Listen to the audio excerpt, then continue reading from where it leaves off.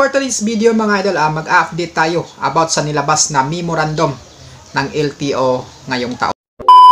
About ito sa mga driver's license mga Lodikoy na ma-expired mula sa April 3, 2023 ay extended na ito mga Lodikoy hanggang April 2, 2024. So, pasok dyan mga idol yung license mo na ma-expired. So napaka good news niyan para sa mga ma-expired na license. 1 year na extension yan. Isang taon yan mga idol na palugit. So ang dahilan dyan ng LTO is kulang sila ng plastic card. Ito yung memorandum na nilabas ng LTO mga Lodikoy.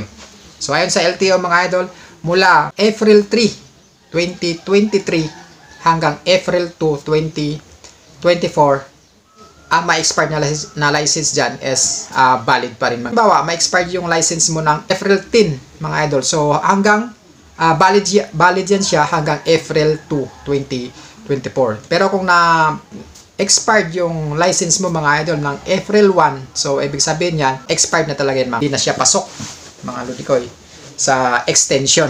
Counted lang dyan, mga idol, is mula sa April 3, 2023 hanggang April 2, 2024. Kung March ka na paso mga idol, so ibig sabihin yan, paso na yung ano mo dyan, yung driver's license mga Lodikoy, at kailangan mo na mag-renew. Ito naman mga idol sa nilagay ng memo ng LTO mula April 3, 2023 hanggang April 4, 2024 is hindi mo na kailangan pumunta ng LTO para mag-renew ng driver's license nyo kung napaso. Kuha na yan mga Lodikoy kasi nga valid pa ito hanggang April 2, 2024.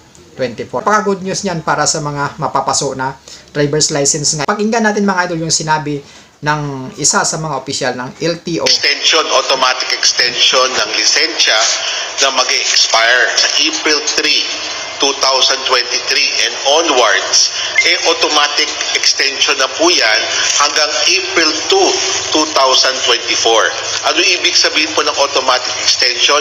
Hindi na po sila kailangan pumunta sa LTO para tatakan yung likod ng kanilang OR or CR na extended. No? Yung naging pahayag ng LTO, starting April 3, 2023, mag-extend sila ng 1 year na validity kahit expired yung license mo hanggang April 2, 2024. So kung pasok dyan ang driver's license mo na mapapasok mga idol, so ibig sabihin valid pa yan. Yan yung naging update ni LTO about sa driver's license natin mga idol.